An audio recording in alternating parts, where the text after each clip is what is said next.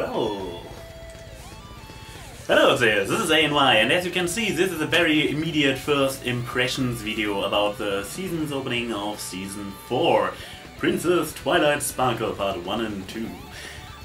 I guess it will return redundant rather soon, since tomorrow's episode of the CBD Discussed podcast will be about the season's opening as well, and I will be there tomorrow, 1 PM Eastern Standard Time, on byter's Twitch TV channel, CBD Discussed. Okay, enough plugging for now. My first impressions. First of all, I liked it. I liked it a lot. I had a lot of good laughs. It's really interesting for me because it's the first time I did my first review or analysis or whatever we call it by now exactly 1 year ago, or not exactly one, with the first episode of the third season.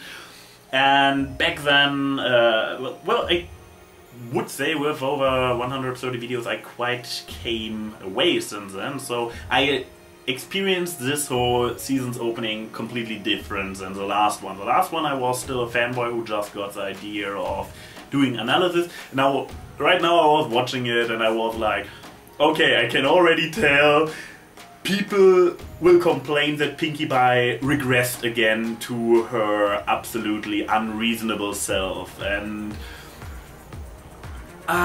this is funny when you start seeing this kind of things now on a first watch. Nevertheless, overall I say it's a good one. It's hard to say with the first impressions because I was also very impressed with the Crystal Empire when I first watched it, but I can recall that I was disappointed right away with Spike Into Service as well as with Apple Family Reunion. So feeling good right now about this episode is a good sign to begin with. Then of course everything I asked for happened. Discord is back, but he is not a puppy dog, but he is still an annoying dick. It's amazing. This of course. Then what else did I ask for? Spike was fine. It was not Megan McCarthy's best Spike, but hey, at least he was not totally reduced. He was an absolutely supportive character, so that's fine, I guess. The Deus Ex Machina potion, guess it was a nice idea with allowing her the flashbacks. I mean, you can probably say that it was fan servicing without end, with showing us Luna's backstory, showing us Night Moon again and everything.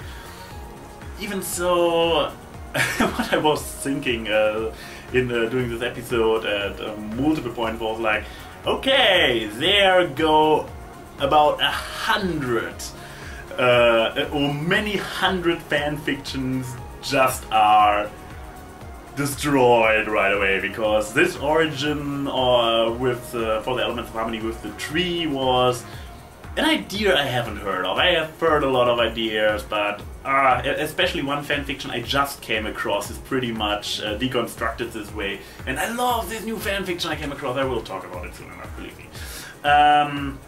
For those wondering, I don't want to make this whole secret to secret again, which is really stupid and doesn't go anywhere, it's pointless. So, the fanfiction I just read is, I'm actually about to start the third one. It's a trilogy. It's a so-called time loop trilogy, starts with Hard Reset, and a big thank you. I know multiple people suggested to me to read this fanfiction. God, this fanfiction is so amazing. Hard Reset. People were like, dude, you will love it, and I read it and I loved it, and yes guys, whoever suggested this to me, big thank you. And I'm rambling and I'm totally off topic. I want to talk about Season 4 now. Okay, what else was good? Of course, there's one moment when they are all in the forest and all her friends are like, no, you should go back, and she is crying and everything. This is I can never remember the name. In a classic structure of a play, we have five parts. We have the exposition, we have the rising action, we have the climax, we have this fourth part I never can remember, and we have the resolving part. In German, the fourth part is the retarding moment, which has nothing to do with retard, but it actually does, because both come from the same Latin word, which means a setback, a delay. And this is this fourth element is this delaying moment. And Twilight had to go back and return there is pretty much this delaying moment. Also, there's also this formula that a third to the end of a story, the protagonist reaches his low point, or in this case, her low point. And it also kind of fits, I believe. This is the moment when she is in Ponyville and talks to Discord. I mean, how much lower can you sing? Yeah, final note to Discord, I didn't say earlier. I really like that he stayed the persona. He stayed this snarky, smart-ass, chaos-driven mini-pants, but he did not went amok in the end after he hears that the elements are gone. No, he actually sticks to his role, and this is pretty much what I liked. And of course, how could I forget? How could I forget? Oh, my top 5 yay nay list, my number 1 nay for seasons for Magic and Mystery Cure. My number 1 wish for season 4. Twilight has to learn flying. It's yeah. Oh god. So great. So great. And what did I tell you guys? What did I tell you? Seeing her have flying lessons with Rainbow Dash is awesome. It would be funny, and it was funny. So yes, I called it once again. Why don't you guys all listen to me? Okay. Enough being proud about myself. Okay, there was more I wanted to talk about. Just a short impression I just had. Really, Twilight has now her own version of a Sonic Rainboom, Sonic Star Boom in the very end. This is kind of cheesy stuff I don't really need, but it doesn't really offset me either, so I'm fine with this, I guess. There was more I wanted to talk about.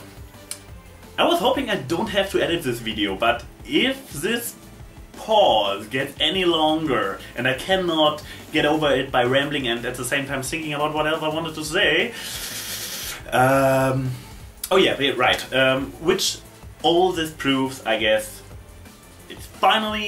it is a final shut down, or STFU, no, okay, I can swear, whatever, shut the fuck up moment for all the, oh my god, she's Nalico, she's a princess, now she's a Mary Sue! I mean, it was also, it has already been kind of obvious in Equestria Gold. One of the few really good things that came out of the movie was the fact that you pretty much could tell that Twilight has not turned into a Mary Sue, and with the movie I didn't really count on it because this movie still feels off for me. I don't really accept this movie as part of the real franchise. It is part of the franchise, but not of the real story, not of the real characters anyways.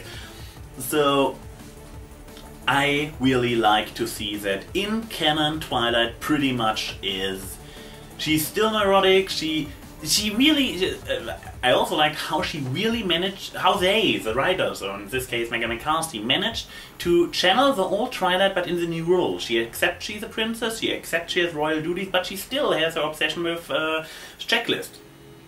Then this freak out moment where she drives up in her freak out until she bangs against the ceiling. This was amazing. This was pretty much what you would expect from the good old Twilight as we know her when we give her wings. She has no intuitive control over like a Pegasus has, because a Pegasus is born with them. So, also another great thing. I really like Alicon Twilight. So far I was like, big reveal for everybody who hasn't caught on to it. Twilight was my favorite pony. And for the last good half year I was like, well, pre-Alicon Twilight was my favorite pony. because I cannot tell for sure if she still is, because I don't know if the writers are going to change her, and Equestria Girls didn't really help. So after this season opener, I can say Twilight is still pretty much the Twilight I liked so much. Her character got not destroyed, and Hasbro pretty much, or DHX whatever, pretty much acknowledged the fact that this will put strains on them as a group of friends. And this is pretty much kind of, yeah, this is an answer to all the panicking, like, oh my god, the dynamic of the group will be broken. Yes, the dynamic of the group is broken. Yes, the others have this kind of like, oh, you are a princess now, you are more important. But they address it and they get over it. So I would say it is really well done. And also, oh right, another thing I was asking for, the box with the keyholes. Please, please, please, let this be a running theme. Don't throw in all 6 keys in the season finale. Please make it, I don't want, they don't need to quest for the keys in each and every episode, but when they dedicate 5 episodes throughout the season to each of the keys, and in the season final they get the last key, probably Twilight's key, because she is still the most important character of the season, this would be amazing. Please don't let them forget about the whole key quest until the season finale and then get all the keys in the finale. No, let it be a season covering story arcs. It's, oh, so great. So if this would be the case, everything is forgiven. I know it's very early in the season, so I will not say anything about my expectations for the season as a whole. It was a season opener, and as Byter, me, and all our guests in the Crepuscular Baronis often addressed, the season openers and the season finales with their adventure arcs have this sandwich format. You have a big piece of meaty adventure arc at the front and at the end, and in the middle you have Lettich and everything Slice of Livy. And so we don't know. They seem to want to really mix up stuff for the new season, and I welcome this.